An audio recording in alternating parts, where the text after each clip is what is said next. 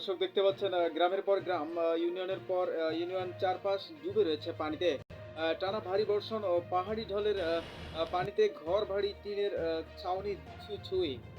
আহ, সবচেয়ে ভয়াবহ অবস্থায় কক্সবাজারের চকরিয়া।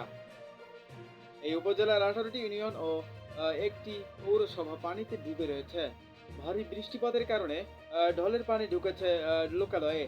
তাই জীবন বাঁচাতে পরিবারের সদস্যদের নিয়ে পানি পেরিয়ে উঁচু স্থানে আশ্রয়ে ছুটছেন দুর্গতরা।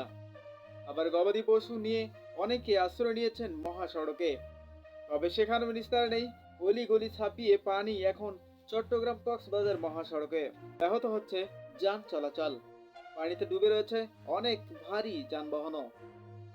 কক্সবাজার চট্টগ্রাম মহাসড়কের চকুরিয়া অংশ এটি, যেখানে টানা ভারী বর্ষণের কারণে হাঁটু পরিমাণে পানি উঠেছে এই মহাসড়কে। আর যার কারণে চরম বিপাকে পড়েছেন এই সড়কে চলাচলকারী যানবাহনগুলো।